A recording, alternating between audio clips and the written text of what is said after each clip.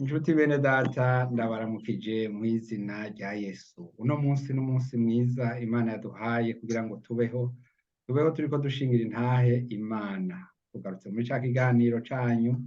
Uno munsi twagiriwe ubuntu tubonana n'umukozi w'Imana atari hafi araza kubibwira, ariko imbere yuko dutangura byose n'imbere yuko nawe nyene abibwira, reka tubanze dusenge dushirike igikorwa mu minwe y'Uhoraho. Mana uhoraho, Mana n'icubahiro, turagushimiye kuri uyu munsi mwiza waduhaye. Iyi sango Mana wari warayiteguye kuri uyu munsi, ariko twe ntitwari tuzi umunsi. None rero turagushimiye, dushize mu minwe yawe iki kiganiro ngo kibe imbere yawe Mana, kimwe mu bikorwa databuja turiko dukora twitaba umuhamagaro wawe. Uhoraho, turagukunda kuko niwe wabanje kudukunda, waturungikiye umwana wawe Yesu Kristo, kandi uwo Yesu Kristo niwe yaje kutumenyesha. Ntawe arazi Imana, ntawigeze abona Imana, ariko Imana yimenyekanishije muri Yesu Kristo umwami wacu. None rero Mana, muri kano kanya ndakweretse umwene data umupasitori, nawe ngo umuhezagire. Mana, mu byo tuvuga byose turaboshe ico cose kidahuye n'ubugombe bwawe, ariko kandi turasavye ngo muhemu wawe yigendagendere akore ku mitima ya benshi bazokumviriza canke bazobona iyi video, bakamenya yuko hariho databuja igikorwa catanguwe mu gikorwa Yesu yaje kutuzanira hano kw'isi, kugira ngo umunsi urizina zitubane nawe. None rero nufata ikibanza c'ubwami imbere yacu, waravuze ngo aho babiri canke batatu bazoba bakoraniye mu izina ryawe, uzoba uri hagati yabo. None rero uri hagati yacu, turabigushimiye. Turahagaritse ibi byose byicishamwo bigakura amakonegisiyo canke bikonona amasanamu n'amajwi, mu izina ry'umwami wacu Yesu Kristo biburizemwo, ariko ijambo ryawe rirongorotse. Amen. Yesu aguhezagire. Rero karibu mwene data. Uno munsi turi kumwe n'umukozi w'Imana atari hafi. Je namavuga nti mbega murakoze cane. Murakoze cane. Jewe tuvugana ni Pasiteri Ndurutse Julien, missionnaire aserukira ishengero rya Panekoti misiyoni ya Karama ngaha mu gihugu ca Kenya. Turiko tuvugana ndi mu gisagara ca Nairobi, aho dusanzwe dufise icicaro c'iryo shengero. Tumaze imyaka ishika 7 turiko turakorera igikorwa ngaha muri kino gihugu, guhera muri 2015, imyaka 8 guhera muri 2015. Tumaze imyaka 8 turiko turahakorera.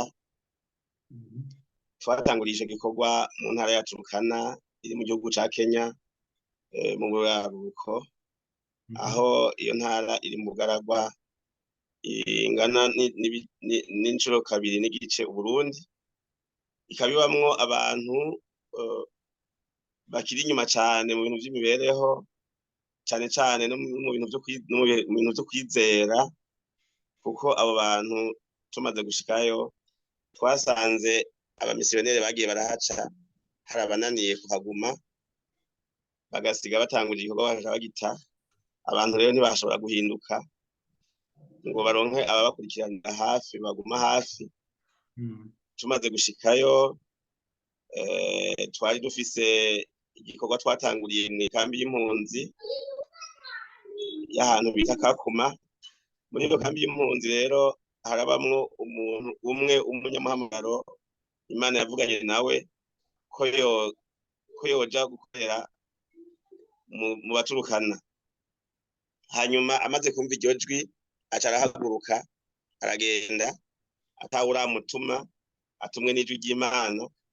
Aragenda arazunguruka nk'imyaka 2, akagenda akazimirira, akagenda n'amaguru, akanyoterwa, akabura amazi anywa, akagenda ashika ahantu abaturukana baragiye baganiriye, birigwanye, bageze ko bonywa amazi mu gishingo c'amazi, bagaca barasurura intama canke intungwa baragiye, bagaca bikora kuri ayo maraso. Abaturukana niko babayeho. Hanyuma rero arahazunguruka aravyitegereza, arabona ati aba bantu barakwiye gutabarwa. acarazana izo nkuru umva yabaye nk'umutasi yabaye nk'abatasi bagenda gutata igihugu c'i Kanani agarutse arabivuga arabitubwira twebwe twagira ngo n'umuntu yavangiwe mugabo kumbe ntitwamenya ko ari Imana yamutumyeyo abitubwiye rero twaciye tugira inama turungika umupastori wundi bajana uyo mupasiteri wa mbere uwo muntu yagiye ubwa mbere yitwa Niyo Rukundo Ernest ubu n'umupasiteri twaciye rero tumuha umupasiteri ico gihe wewe yarakiri umukristo tuma umupasiteri bajana tuti genda urabe ibikorwa uyu muntu yakora Ninde gatoyi mwari hehe ico gihe aho tumaze gushika muri Turukana mwikambi y'impunzi ya Kakuma igihe igikorwa cyo gukorera mu Turukana niho catanguye igihe uyu muntu yagiyeyo akagaruka akabibabwira mwebwe mwari muri hehe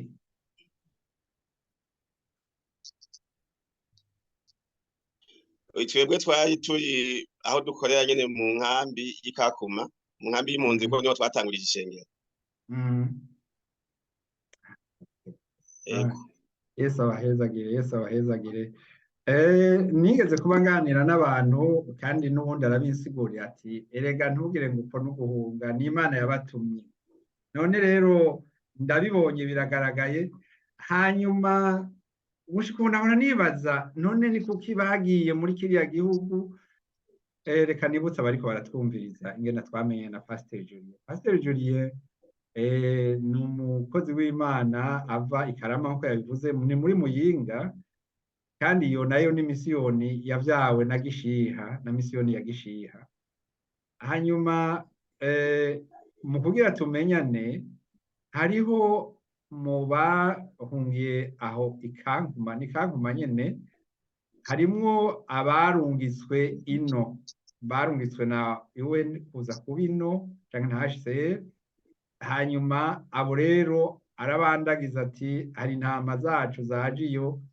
nuko niko twamenyanye nuko niko namenye ico gikorwa ariko aho mbirukira mu Burundi kandi narabonye mwene data ariko arandika amateka canke ivyaranze igikorwa ca misiyoni mbonamwo n'umwene data Julien rero bintera akanyota kugira ngo menye amakuru menshi kuri ivyo bandanya rero duhe iyo nkuru neza ariko imbere yuko tubandanya reka dusome ijambo riri mu ntuze ari ijambo ryanyuze gose riri muri Matayo 19:29 havuga ngo umuntu wese yasize urugo canke bene nyina canke bashikibe canke se canke nyina canke abana canke itongo kubw'izina ryanje azobishumbushwa umurengera kandi azoragwa ubugingo budashira ndabikwifuriza mwene data tubandanirize rero iyo nkuru iraryoshe iratangaje gose iyi nkuru ni ndende ngira ngo muri kino kiganiro ndushobora kuyimara ariko tuzoyibandanya nta kibazo kuko bizonashika n'uyo muntu tugirana ikiganiro turi kumwe bizoshika tubigira abishire ku murongo neza bizotunezera cyane tumaze rero kumuha uwo mupasiteri bajana ngo aje kuraba ivyo arimwo ko twagira ngo yajanywe no kuvangirwa baciye bajana baragenda baca aho baciye aho yaciye baragenda bari baronse n'umuturukana umwe agenda arabarongora uwo nawe mu nyuma yahavuye atuvamwo acashinga ikibanza hafi yaho twagerereye kuko yaciye agirisha ari mu nyuma arabarongora barashika rero aho baja bashitse mu kijiji ca mbere bashitsemwo citwa Kangiteseroy aho Imana yari yaraberetse mu nzozi baca baragenda ico gihe mbere ndibuka ko batubariye ko hariho n'abandi bakozi b'Imana b'Abakenya baciye babimenya ko bagiyeyo baca bagenda bahurirayo basanga abaturukana bakoranye n'abatware bakoranye bamera nk'abahasekanira nk'uko umengo bagiye kuhahanganira hanyuma rero abatware b'ico gisagara b'ico kijiji baca barabaza bati none mwebwe kugira ngo muze guhanganira kuri twebwe hari ico Imana yaberetse kuri twebwe. Abarundi abo nyene twatumye baravuga bati twebwe Imana yaraturongoye iturongorera muri iki kijiji, yatubwira ko hariho abantu babayeho batambara, yatubwira ko abo bantu tuzobabwira ubutumwa bakihana bakabatizwa bagahinduka. None rero twebwe tuje kwijwi ry'Imana, ntituje twirongoye kuko ngaha naho twari kumenya Imana yaturongoye. Abo bakenya nabo barabaza ati none mweho ko tumaranye imyaka myinshi, imyaka irenga 100 muri ngaha muri kino gihugu, kubera iki muje uyu munsi? Abo barabura ico bavuga. Bamaze kubura ico bavuga, abatware kuko hariya hatwagwa n'abitwa abacifu. Usanga ikijiji cose gifise umucifu wacu. Nukuvuga abaturuka nuko babayeho barimuka, n'abantu bagenda barimuka. Bimukiye ahantu umuntu wa mbere yatanguye kugerera ngaho mukamusangaho ni waca umucifu wacu.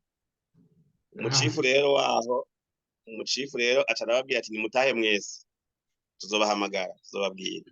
Barataha, haciye iminsi rero abarundi baza bumva telefone bati nimuze mwikorera ibikorwa ivyaba bene wacu turabizi, tumaranye imyaka myinshi turabizi. Baca rero baratangura igikorwa gutyo, igikorwa c'Imana kiba gihatanguye muri Turukana, gishigikiwe n'intwaro kandi n'abenegihugu bagishigikiye, kuko muri ubwo bwoko bw'abo bantu batagushikiye ntiwinjiramo. N'abantu bwa mbere bafise imico ibisangije batavako. Imico yabo ni imico igoye, n'abantu bitwaza inkoni, bakitwaza agatebe, bakitwaza n'imbugiti. Ivyo bintu vyabo bitatu. Inge gatoyi Pasiteri, sinzi ko aya masanamu mushobora kuyabona, sinzi harabaya urayabona wewe? Amasanamu uriko urampa wewe?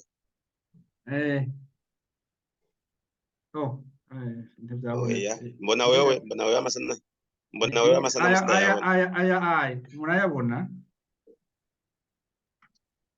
Ari ivyo arayo warunyeretse nge nagure ndawe. Aya abandi mwebwe muriko muraraba, aba nibo baturukana, nibo bambaye gutya. Zini foto Pasiteri. Abo ndababona. Ahubwo nzoguha n'izindi ndayabona ayo masanamu. Niyo. Hanyuma rero bitwaza n'abantu bama bimuka, bamwe bita nomade. Ku masanamu uriko araba urabona ko bafise utuntu inkoni, agatebe. Sinzi ko ufise ifoto bariko bafise udukoni n'udutebe abagabo. Ego abagore nabo bambaye ibintu vyinshi mw'izosi. Abagore nabo bambaye ibintu vyinshi, abakobwa nabo bambaye ibintu vyinshi mw'izosi. Ntibambara mu gatuntu, barakenyera akantu. Abagabo nabo nyene barakenyera akantu hepfo, kandi nta n'ikabutura baba bambaye canke ipataro. Uko niko babayeho. Mu mimake ugiye hagati mu gihugu usanga batambara. Rero tumaze gutangura gukorana nabo, twaciye dutangura kubigisha ijambo ry'Imana. Ariko jewe ntarashikayo, Imana yari yabanyeretse ingene bameze. Imana umunsi umwe yanyeretse ndiko ndabigisha, ndiko ndavuga ijambo ry'Imana. Hanyuma mpejeje harya abantu bamwe baje kwihana, cambona abandi bicaye ku ruhande bariko abarozi, cambona abarozi bicaye ku ruhande. Bo muri bo nyene baguma bakora ibintu vyabo vy'uburozi, bo muri bo. Hanyuma turabandanya ibikorwa. Rero ico naciye ndakibona nshitseyo, bamaze gushikayo twaragiye ahantu mu gisagara citwa Runyuduku, twari twagiriye igikorane munsi y'ibiti, kuko nta masengero ariyo twogirira ibikorane tugirira munsi y'ibiti. Niho twicara. Ndavuga ubutumwa, abantu batanguye baje kwihana, ca kimenyetso ndakibona. Cambona batama abarozi bariko barabavuma, bavuma baje kwihana. Ca ndabona nti iki ni ca kimenyetso Imana yambwira ca babarozi. Rero nakubwiye yuko ikiganiro ni kirekire kubijanye n'abaturukana, ntidushobora kugikora umunsi umwe canke mu minota 30 mugabo iyi ni intangamarara nibaza ko nzoja ku mashini tukagitegura neza amasanamu aboneka cane.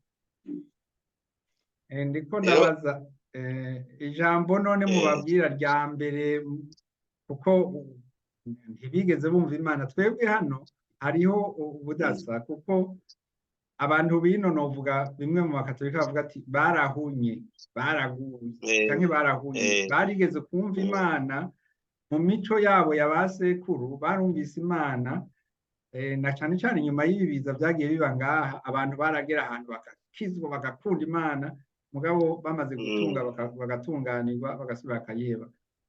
Mwebwe ngaho ntibigeze bamenya Imana nzima, muhera kuki kugira ngo mubigishe?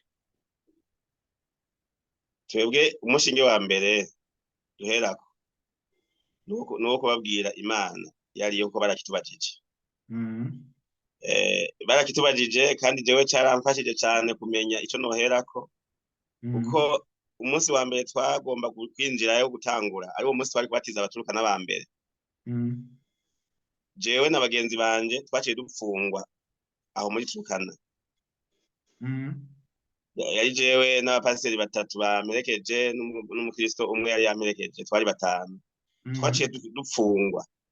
Tumaze gupfungwa duca dupfungirwa muri bo, duca dusanga agace twinjiyemwo karimwo abaturukana nyene gusa, kandi batambaye. Hanyuma dushitseyo duca tugira Imana, umupolisi atujanye aca ashika ababwira ati aba n'abakozi b'Imana ntagira ico mubakorako. Hanyuma turinjira baca batubahiriza, tuca rero dutangura aho hantu twasanze hari umubabaro, tutangura kuhahindura ahantu h'umunezero, tutangura kuririmba indirimbo zose tuzi, kuko iyo umuntu afunzwe nta bikoresho aba afise, nta bitabo aba yinjiranye. Mwaririmba mu Giswahili? Twatanguye Igiswahili hanyuma Ikirundi. Turaririmba indirimbo zose tuzi z'Ikirundi, z'Igiswahili, ziheze tuca turavuga ijambo ry'Imana. Jewe nari nagiriwe ubuntu, Bibiliya nari nayitwaje, turabasomera ijambo ry'Imana. Aho hantu turahindura ahantu h'umunezero gushika naho batwugurukira rero bagatangura kutubwira neza ivyabo. Niho rero batubaza bati baca batubwira twebwe rero iyo dusenga tuzana umutwe w'inka tugashira imbere yacu. Nakware ni Yesu. Sijui labda aliogopa watu.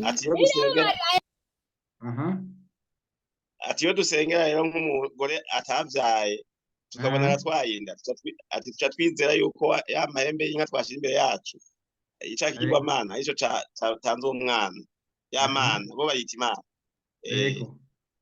Baca baratubaza ikibazo, none mweho iyo Mana yanyu ikora gute?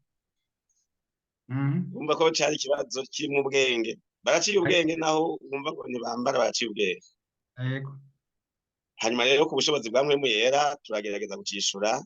Jewe ndibuka ko nace ndabishura nti twebwe Imana dusenga ni Imana yumva kandi ivuga, mugabo kandi ni Imana itaboneka, itabonwa n'amaso y'abantu.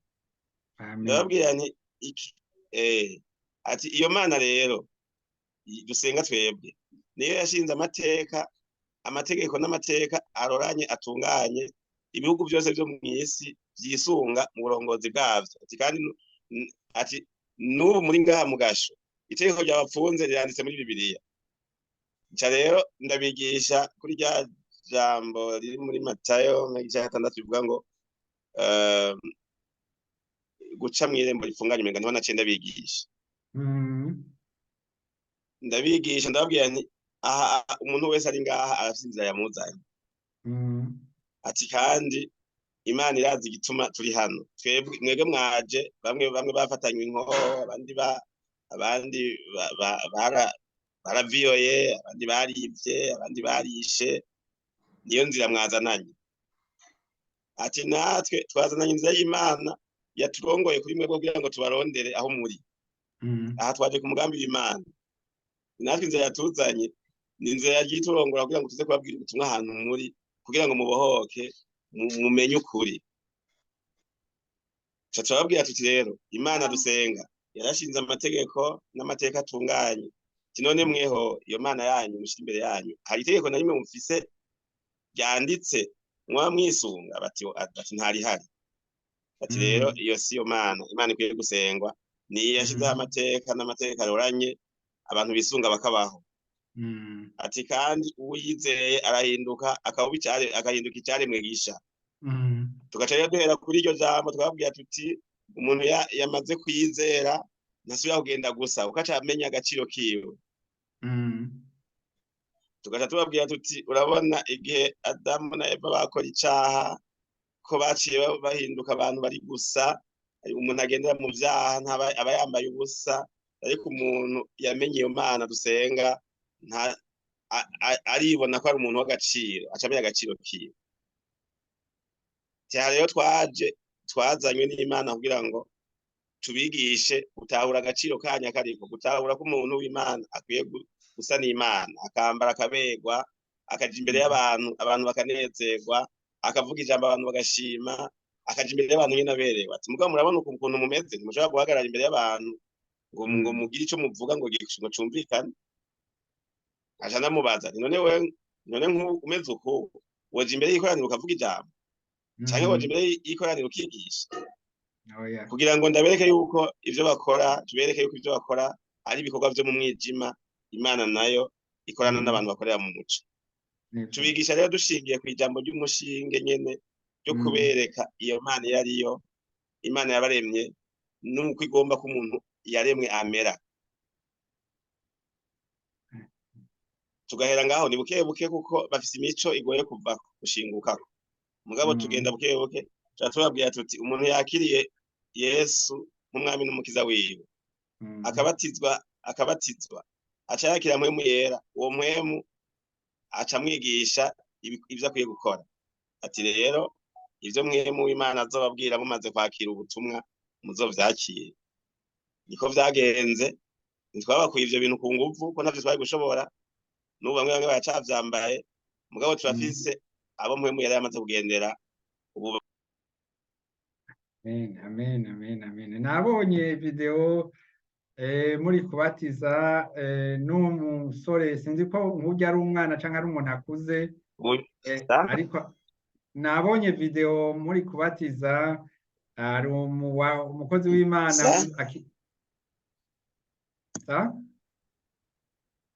sinumvise co mumbajije nabonye video muri kubatiza hariho uwariko arabasigurira okay nabonye video muri kubatiza hariho uriko arabasigurira uriya none yari umuntu akuze canke n'umwana w'ishure uyu asigura ego ni umwana ari mw'ishure nyene n'uwo twabatije ari mw'ishure kuko abasigaye nta giswahili bazi uyu niwe adufasha kuko abasigaye nta giswahili bazi bavuga igiturukana c'iwabo natwe ntaco tuzi ururimi rumeze nk'icarabu none kuva aho Nairobi canke Kankuma gushika aho Nairobi gushika Nairobi ho hangana gute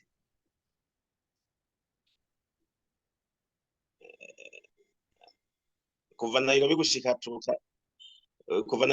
Turukana urugendo rwaho rungana n'ubwo kuva Nairobi gushika Bujumbura ni kure cyane urumva ugenda n'indege cyangwa ugenda n'imodokari hasa n'ahangana none mwe mwiyunguruza gute twebwe twiyunguruza n'amabisi kubera uburyo hari igihe twiriwe ubuntu tukaronka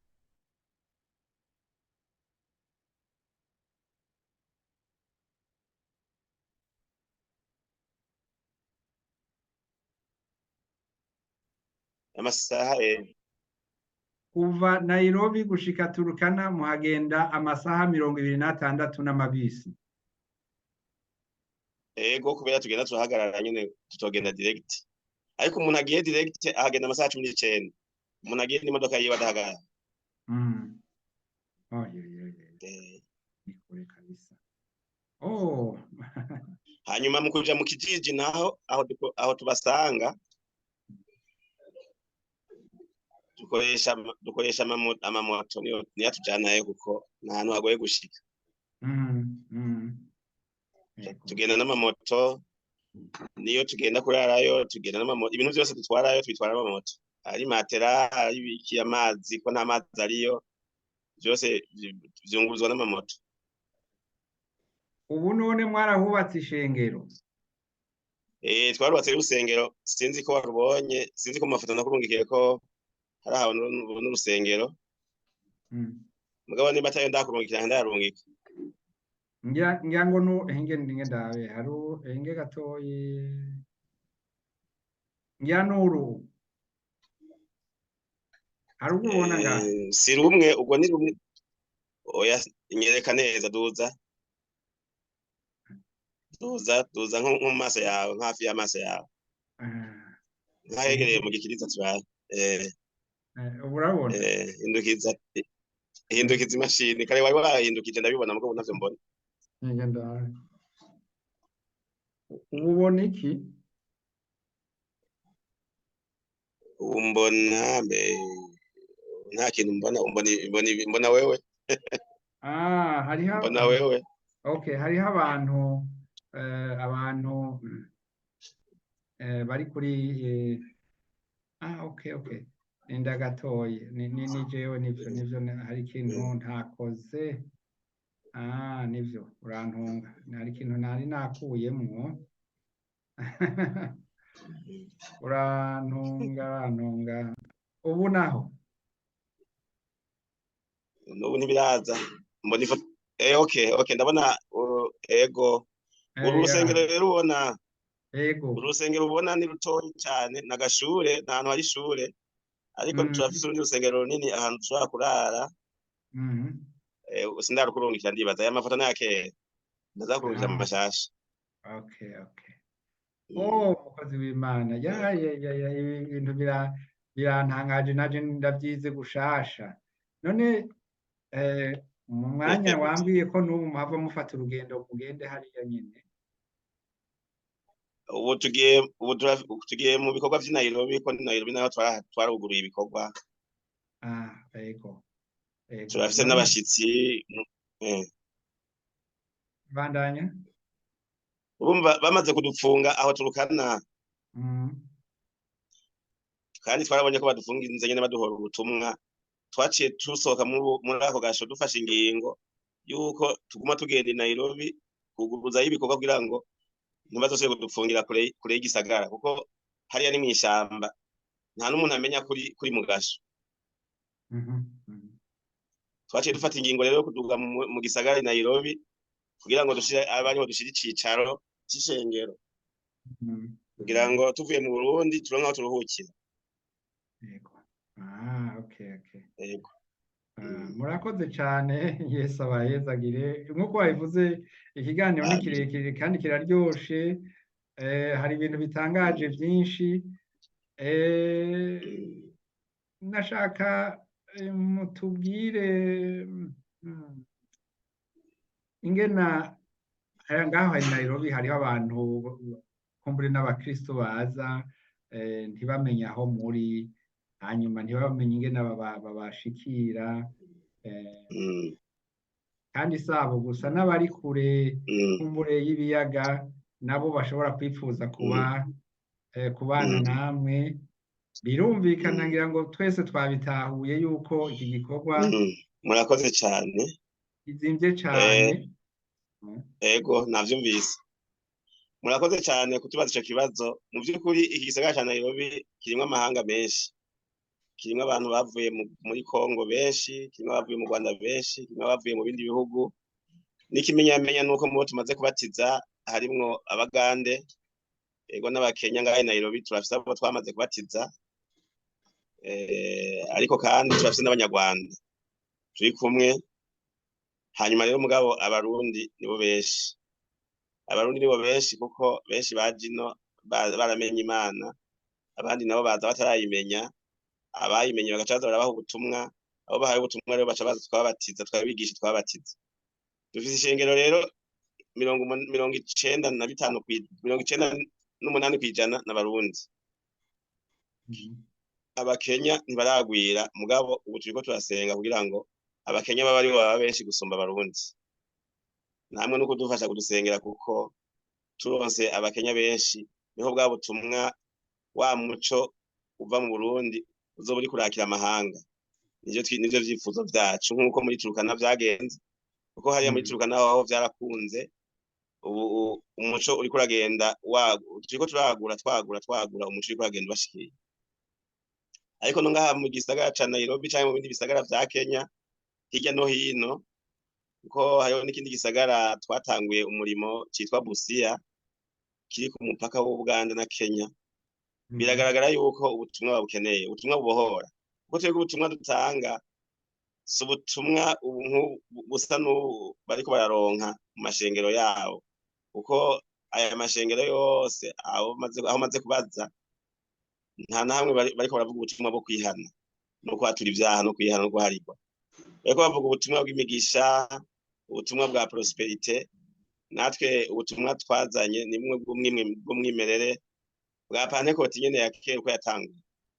Murabizi ko mu Burundi Pentecote itarahinduka ngo igire reforme, nta bintu vyihindagurika birabamwo ngo duhindure ivyo twize ngo tubihindure ukundi, biracari vya bintu. Natwe rero twabazaniye ubutumwa burya nyene bw'umwimerere.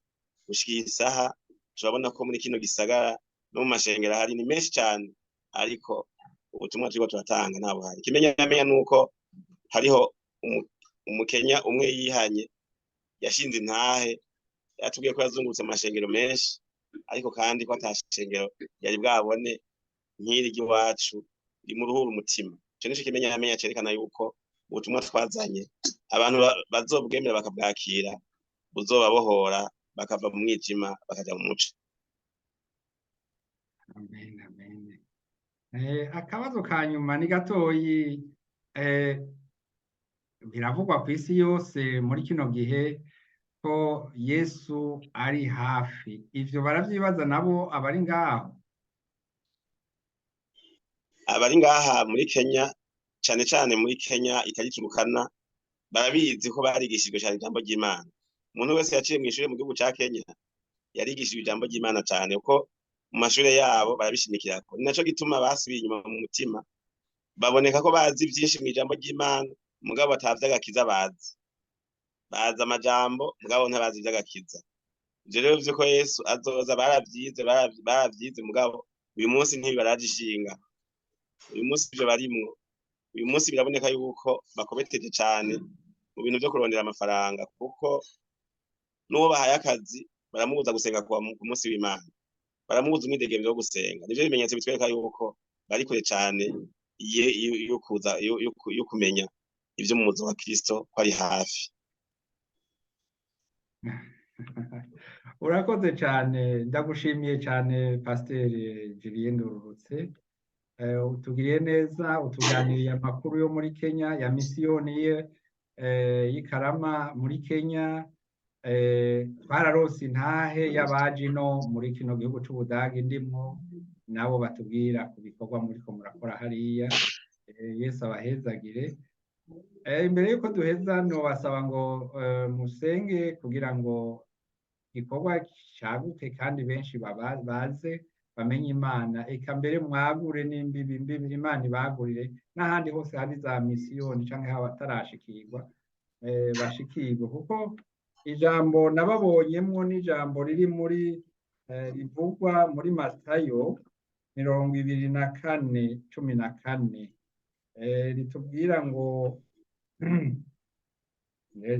ngo ni igihe Yesu yavuga imbere yuko agaruka ikizobanza kuba, yavuze yuko ngo kandi ubutumwa bwiza bw'umwami buzovugwa mu isi yose ngo bube ikimenyetso kibera icabona amahanga yose, maze umuhero ucuza. Amen. Karibu usenge hanyuma. Murakoze cyane. Ego mbere yuko dusenga twagomba tubakengurukire kuri iki kiganiro muduhaye. Mu by'ukuri Imana ibahezagiye cyane. Twaravyifuza ko ubutumwa tuvuga bumenyekana hirya no hino, none rero Imana iriko irabikora, ikabitunganya. Ndazi neza yuko abazakurikirana kino kiganiro hariho ibimenyetso bizobatwereka kuko kirabwa na benshi kandi n'abariko baraza hiyo tuguma tubabwira yuko umurimo w'Imana watanguye muri ico gihugu kugira ngo bashikeyo bamamaza izi nkuru turiko turavuga kugira ngo babe ivyabona vyo gushingira intahe igikorwa imisiyoni ya Karama iriko yakora mu gihugu ca Kenya. Ni vy'ukuri ntivyoroshe mugabo Imana yaradushoboje kugira ngo dushobore kuhashika. Ni ahantu haka izuba ryinshi umuntu atahamenyereye bigoye kuhaba ariko Imana iratuzigamiye turayishima cane iragahezagirwa. None reka dushime Imana nimwaronka kandi kanya muzoheza mudusubire mutubwire dutegure neza ikindi kiganiro kugira ngo abantu barushirize kumenya vy'uyu murimo turiko turakora mu gihugu ca Kenya cane cane imisiyoni zitandukanye zo mu Burundi zibimenye yuko turiko turegeranya abantu basabagiye nka kumwe Filipo yabikora i Samariya. Turiko dukora igikorwa nk'ico Filipo yakoze i Samariya twegeranya intama zasabagiye kandi iyo tumaze kubegeranya tuca tubashikiriza abavyeyi babo twababwira tuti abantu twarabatoye n'aba bafise ino bataramenyekana tutaramenya bace babaturungikira nimero zanje za telefone nkoresha ni WhatsApp y'u Burundi 69 11 25 50. Yesu abahezagire kadusenge. Data wa twese uri mwijuru Mana ushobora vyose turagushimiye kuri Imana uzibereye ni wewe ntango ya vyose uri Alpha na Omega ni wewe watanguje igikorwa kandi uzogisoze ni wewe wahamagaye abakozi urabajana mu ndimiro yawe. Yesu igihe wari ukiri mw'isi hari ijambo wavuze rikomeye cane ngo ivyimburwa ni vyinshi ngo ariko abimbuzi ni bake. Turagushima Mana ko watoye izindi nzira abantu bashobora kumenyeramo ijambo ryawe. Turagushima Mana ko ubutumwa bwiza buri kuburamamara hirya no hino biciye mu wahamagaye. None kandi turatanze ishimwe rihambaye kubw'iki kiganiro wateguye uyu munsi mw'izina rya Yesu Kristo. Ndasengeye umukozi wawe Mwami ari mu Budagi Pasiteri rero umuhezagire umugisha umwinkomezi umuhe n'ubwenge kandi Mana umwagurire muri iki gikorwa umube hafi. Turamusengeye Mana ukuboko kw'Imana kumusegure kandi natwe turisengeye Mana ukuboko kwawe kudusegure mw'izina rya Yesu Kristo. Utugwanire intambara zose umwanzi nadukunda kandi nta kindi kiba kimugenza kuba ari ukwiba n'ukwica no gutikiza. Turakwinginze Mana ngo ntagire ico yica mu vyawe mw'izina rya Yesu. Turakwinginze Mana ngo ntagire ivyo atikiza mu bawe mw'izina rya Yesu. Turasenze ngo ntagire abazimiza ariko abantu bose bakize babona umuco bakirwe n'umuco uva kuri wewe Mana. Urakoze rero urakomeza kwihesha icubahiro igikorwa Mwami uragihagararira. Twebwe turabantu turibumba turashobora kononekara kandi iyo twononekaye turashima ko twononekariye mu ntoke zawe ugashobora gutubumba ukundi gusha. Urama uduhindura Mana ukugomba kugira ngo Mwami tugume turi ibikoresho ushima gukoresha iminsi yose. Urakoze Mana uzigame ishengero ryawe mw'isi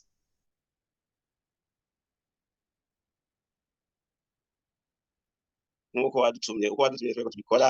Ababatizwe babatizwe abihana bihane abakizwe bakizwe abaja mw'ijuru bashikaye kuja mw'ijuru mw'izina rya ducunguye Yesu Kristo umwami wacu tubisavye amen. Amen. Urakoze mwene data Pasiteri Julien Ndarundurutse. Inimero yayitanze nanje ndaza kuyandika aha munsi nshireko na gwanje hanyuma abakeneye kumurondera canke mumurondere canke muzonjeko nanje nzomushikira. Yesu abahezagire mugire umunsi mwiza.